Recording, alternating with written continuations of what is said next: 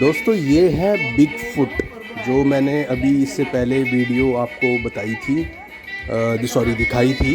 उसमें मैंने आपको इसका जिक्र किया था कि यहाँ पर जो है एक फुट पैर हैं ऋषि मुनि के। तो उस जगह पर अभी हम आ गए हैं। लास्ट वीडियो में भी इसी का ही वो पार्ट था, लेकिन वो एक ओल्ड 250 साल पुराना एक लॉयर का, पोर्चुगीज़ लॉयर का हाउस था वो। और ये उसी जगह पर ही है, उससे थोड़ा आगे। तो ये वो म्यूज़ियम है। तो आओ देखते हैं यहाँ पर क्या क्या है। जमींदारी के कामकाज और खाते लिखने के लिए इन्हें नियुक्त किया जाता था। वर्तमान काल में खाते लिखने का काम अकाउंटेंट का है। कृपया आगे बढ़े। यहाँ पर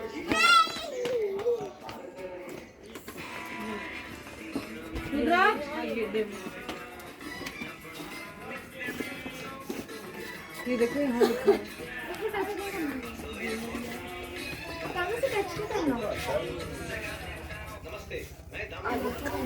यही हमें दर्शाता है गोवा की संस्कृति दोस्तों। मेरे आवरण की वजह से ये तो हम गोवा वासियों का बरसाती चढ़ावा है। पूरी तरह ताड़ के पत्तों से बना ये चढ़ावा हमें बारिश के पानी से और कड़ी धूप से भी बचाता था। पूरी तरह प्राकृतिक होने की वजह से ये बायोडिग्रेडेबल था।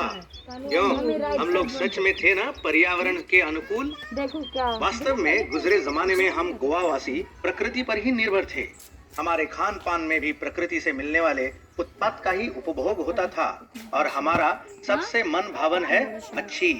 आपकी दाहिनी तरफ थोड़ा आगे दो मछुआरे जाल लेकर समुद्र की ओर जा रहे हैं। उनके कपड़ों से स्पष्ट पता चलता है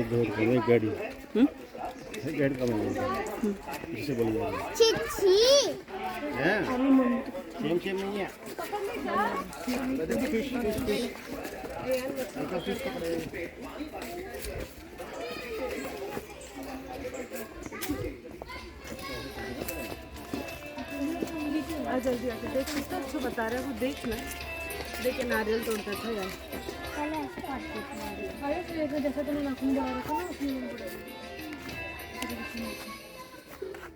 देखिए नारियल तोड़ता है। बिट्टू का नमस्कार।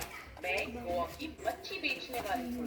मैं घर घर जाकर मच्छी का ये नारियल का नारियल कपड़ों से मुझे आसानी से पहचाना जाता है। विशिष्ट खुले हुए आस्तीन का ब्लाउज और स्पष्ट आकृति की फैली हुई स्कर्ट। ये भाग उस जमाने के कुछ घरों और व्यवसायों को दर्शाएगा जो समुद्र तट के पास होते थे। पीछे देखिए, नारियल छिलने वाले काम में लगे हैं। इस आसान से उपकरण को फूबड़ा कहते हैं। इस पर छिलकर नारियल को मंडी में बेच देते हैं। नारियल की चटाई धागे और रोल बनाकर उसकी अलग-अलग वस्तुएं बनाई जाती हैं। रस्सी बनाई, रस्सी चटाई, उपकरण और औजार जैसे नारियल के जिनका उपयोग नारियल पेड़ से तोड़ने, काटने, नारियल की जो जटा होती है ना, उससे रस्सी बना रहा है। चटाई, रस्सी वगैरह। मछुआरों की झोपड़ी समुद्र के तट पर ये उनकी झोपड़ी। जोरदार हवाओं को झेल कर खड़ी रहने वाली पूरी तरह नारियल के वृक्ष से मिलने वाली चीजों से ही बनी है।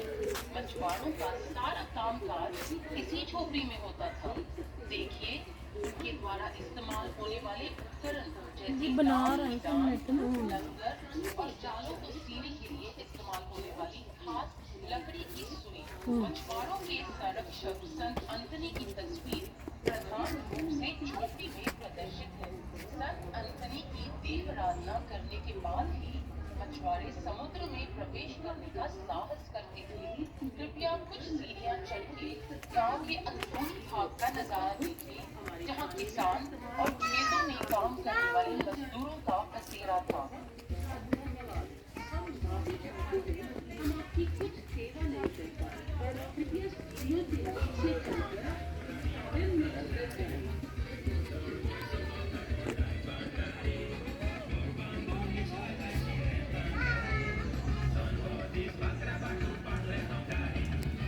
सीढ़ियां चढ़ने के बाद दाहिनी ओर जुआओं का घर है, जिसकी दीवारें मिट्टी की बनी हैं और फर्श पर गोबर का लेप लगा हुआ है। परंपरा अनुसार जो कपड़े वो पहनते वो बालकनी में लटकाए हुए हैं। महिलाओं का कापड़ और पुरुषों की काष्टी। एक ही आकृति में पाया जाने वाला ये कापड़ 3 रंगों में पाया जाता है। जुआओं की पत्नी कतरीन लाल रंग का कापड़ पहनकर बालकनी में बैठी चावल चुन रही है। गोवा में किसान संतुष्ट रहता था। उसके होठों पे गीत और दिल में उमंग भरी रहती, जिसे वो गानों से अभिव्यक्त करता था। उसके गानों को संगत देता घूमर, एक प्रकार का तबला जिसे मिट्टी के मटके के एक भाग को चमड़ी से ढककर बनाया जाता था। घूमर का इस्तेमाल हर धर्म और जाति के उत्सवों में होता है। आपकी भाइयों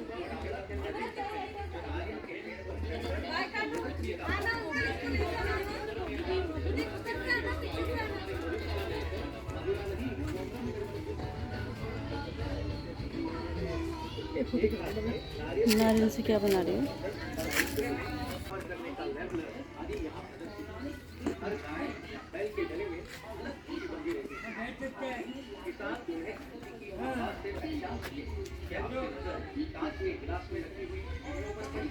अलग-अलग प्रकार की चीज़ें कटहल, केले या फूलों के पत्तों में तंबाकू को लपेटकर बनती थी। यहाँ गौर करने द्वार के आमने सामने काजू पेड़ी की भट्टी है। घर के सदस्य काजू का फल दिन में 2 बार इकट्ठा करते और औरतें काजू को फल से अलग करती। आदमी उन्हें अपने पैरों के नीचे कुचलकर रस मटकों में भरते। किण्वित रस को एक बड़े मटके में डालकर उबाला जाता है और उससे उठने वाली वाष्प को छोटे मटके में संयमित किया जाता है। इस मटके को पानी डालकर ठंडा किया जाता है, तब जाके पहला सारबूत खुराक बनता है, जो एक हल्की शराब है। इसे खासकर गर्मी के महीनों में पिया जाता है। खुराक को एक बार फिर जब और किण्वित रस से मिलाकर उबालते हैं, तब जो दूसरा सारबूत होता है उसे काजू पेड़ी कहते हैं। यह काफी तेज शराब होती है। काजू के बीज को सेक कर फोड़ते हैं और अंदर का तत्व निकालते हैं, जैसे कि ये हरी साड़ी वाली महिला कर रही है। जो कवच बचते हैं उनसे तेल निचोड़ा जाता है। इस तेल को लगाकर नाव को जल रोधक बनाया जाता था। आपके आगे एक क्रॉस है। इस प्रकार के चिन्ह आपको जहाँ कहीं भी दिखेंगे। इनका उद्देश्य होता था या तो किसी इंसान की मृत्यु के स्थान पर स्मृति के तौर पर या इंसान सरोवर आदिवासियों को इस बात के आश्वासन देने कि भगवान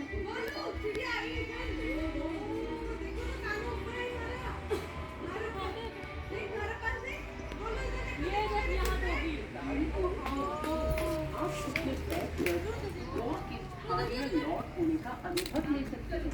चाहे तो तस्वीरें भी खींच सकते हैं, लेकिन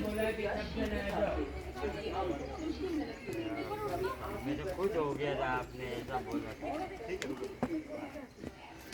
आइए मैडम, इनकम फोटो 1 मिनट में लेके आएगा, बिस्कुट का याद रहेगा।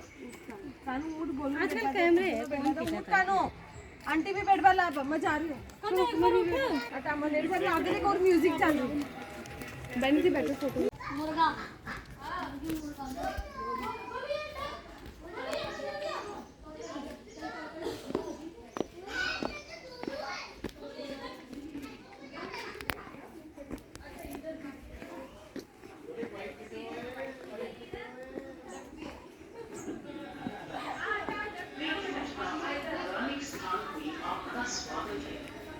इन 8 तस्वीरों द्वारा चित्रित की गई कहानी में आपको चट्टान पे पाए गए पग चिन्ह का नाम, इस जगह को पढ़ने की जानकारी मिलेगी।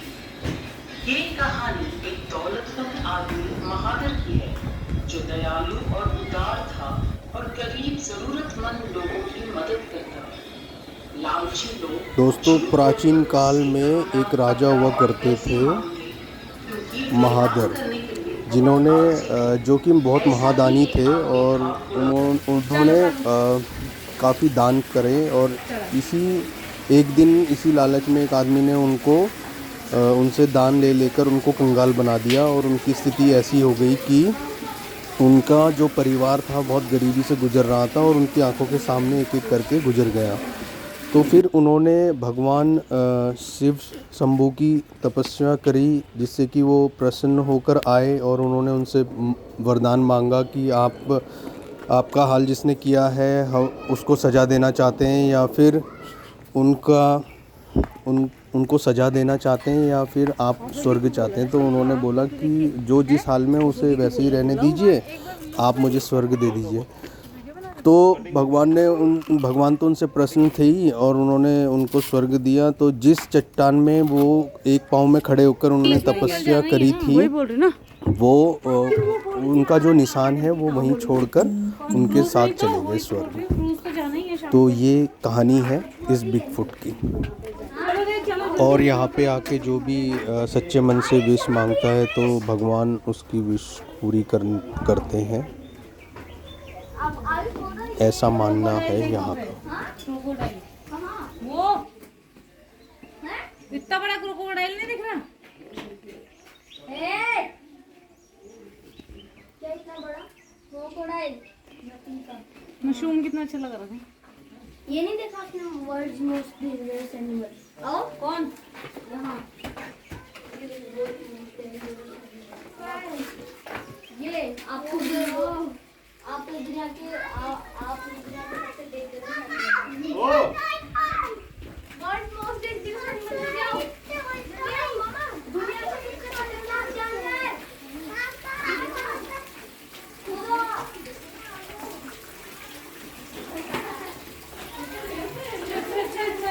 अभी एक फोटो लो यहाँ पर।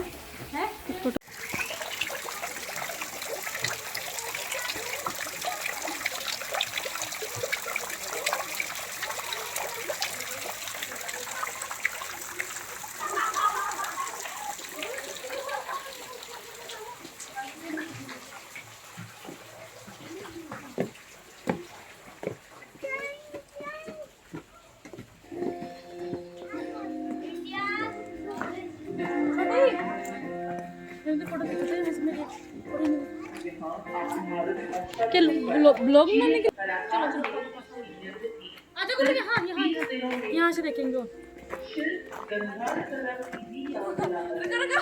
मीरा के माथे की बिंदी, बाहों में बाजूबंद, बालों में गजरा, हाथों में कंगन, ये बातें उसका भारतीयत्व उसके बालों में सोने के फूल उसे गोवा का निर्देश करते हैं, क्योंकि गोवा की हर शादीशुदा औरत के माथे में फूल लगा होना खासियत है। कमल पुष्प आदि सूरज की एक तारे पर निशानी उसे और भी अद्भुत का निर्देश करते हैं। यह शिल्प तरह तरह की प्रशंसा पा चुका है। उसका सन 1996 में लिम्का बुक्स में निर्देश हुआ है। यूनिक वर्ल्ड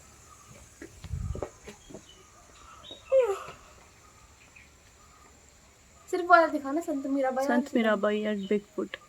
अब वहाँ पे दिखाओ। 46 फीट 2 इंच लॉन्ग। वो तो रहा आपके सामने। हाँ।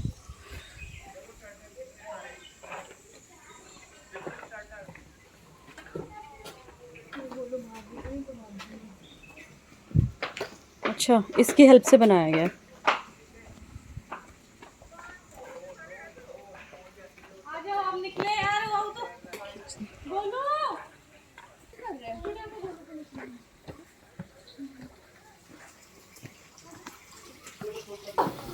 बिगफुट आके बड़ा ही आनंद आया आज। इसी के साथ ये वीडियो मैं क्लोज़ कर रहा हूँ। मिलते हैं नेक्स्ट वीडियो में, तब तक के लिए जय हिंद, जय देहरादून, जय गोवा।